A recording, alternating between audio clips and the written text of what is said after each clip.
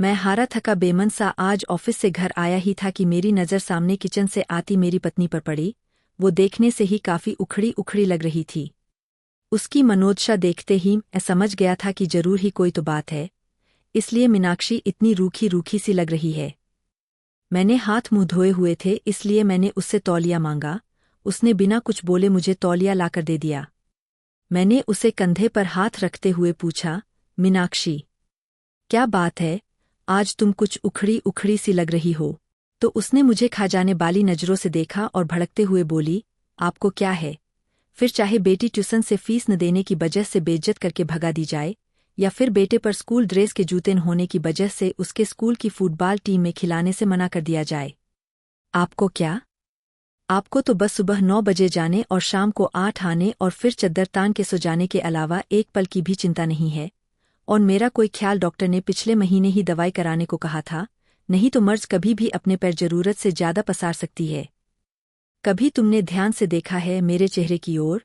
ये झुर्रियां, बेउम्र पकते हुए बाल, जवानी में ही बुढ़िया बनती जा रही हूं। एक पैसे की दवा नहीं नसीब नहीं है मुझे। ये सब तो छोड़ो, गर्मी में बच्चे तपते रहते हैं, एक पुराना कूलर लेने तक की हिम्मत नहीं हो रही है तुम्हारी। मैं बेड पर बैठा नजरें झुकाए अपनी नाकामी पर शर्मसार हो रहा था। बीवी बच्चों की परिवरिश और उनकी जरूरतों का ध्यान रखना मेरा कर्तव्य है, पर क्या करूं? ये मेरा दुर्भाग्य ही तो है। कहने को तो देश तरक्की कर रहा है, लोग खुश है, पर मैं कैसे कह पाऊं कि मैं बढ़ती महंगाई और बेरोजगारी की वजह से दिन व दिन जरूरतों के बोझ तले दबता जा रहा हूं। बिजली के बिल से लेकर घर के राशन पानी तक की कीमतें आसमान छू चुकी है, और पगार बढ़ाने के नाम पर दफ्तर में धमकी दी जाती है।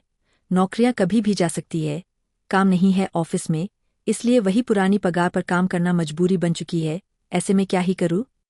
मैं बैठा बैठा अपनी परिस्थिति से दो चार हो ही रहा था कि घर की दरवाजे पर किसी के आने की दस्तक हुई। बच्चों ने गेट खोल कर देखा तो पिताजी थे। अपने दादाजी को देख के बच्चे तो खुशी से उछल गए, लेकिन मेरी सांसें तेज हो गई। पत्नी ने फिर से मेरी तरफ ऐसे देखा जैसे मानो वो कह रही हो, अपना पेट पालने के लिए तो अपनी आते और गुर्दे गिरवी रखने के दिन आ गए हैं। अब ऐसे में पिताजी अकस्मात आए हैं, तो जरूर ही कोई आर्थिक समस्या को लेकर ही आए होंगे। मैंने भी नजरें चुराते हुए एक बार मीनाक्षी की ओर देखा, पर कुछ कह पाने की स्थिति में नहीं था, इसलिए जल्दी से उठ के पिताजी के पास गया और नजरें चुराते हुए उनके चरण स्पर्श कर उन्हें बैठने को कहा।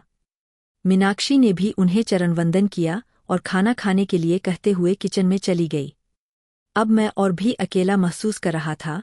मीनाक्षी तो मुँह छिपा के किचन में जा चुकी थी। मुझे डर था पापा कहीं पैसे की कोई बात न कर दे, इसलिए मैं जल्दी से जल्दी बच्चों को बुला के उनके पास किया और खुद वापस कमरे में चला गया। पिताजी भी मुझे जाते हुए देख रहे थे। मैं किचन में आया तो मीनाक्षी ने कहा, पिताजी जरूर ही किसी आर्थिक मदद की आस करके आए होंगे।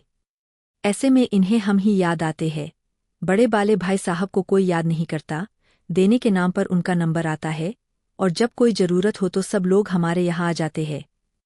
वैसे तो ये शब्द मीनाक्षी कभी नहीं बोलती, पर इस बार उसके घर की तंगहाली इस लेवल पर थी कि उसे मरने के लिए अगर जहर खरीदना हो तो उसके लिए भी पैसे का इंतजाम के बराबर ही था। एक तरह मीनाक्षी लगातार मुझे बोले जा रही थी और दूसरी ओर मैं था जो कुछ पाने में समर्थ नहीं था। अंततः मैंने मीनाक्षी को चुप रहने के लिए कहा, तुम शांत हो जाओ, कुछ भी करके कल मैं तुम्हारी दवाई और बच्चों की जरूरत का सामान ला दूंगा, पर अभी के लिए पिताजी का मान रखो। उनके सामने घर में कलेश करने का मतलब उनकी मान मर्यादा के खिलाफ है।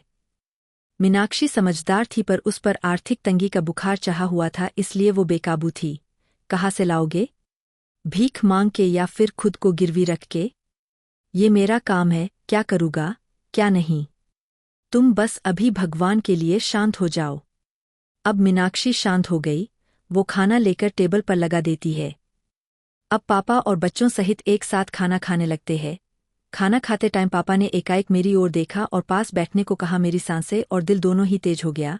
कहीं पिताजी कोई मांग कर दे, क्योंकि मेरे पास अभी देने के नाम पर केवल वक्त ही था, उसके अलावा मैं जुबान भी नहीं दे सकता था। पिताजी बोले, देखो, अभी काम जोर चल रहा है, खेती का काम बहुत है, इसलिए अभी की ही गाड़ी से वापस जाना पड़ेगा।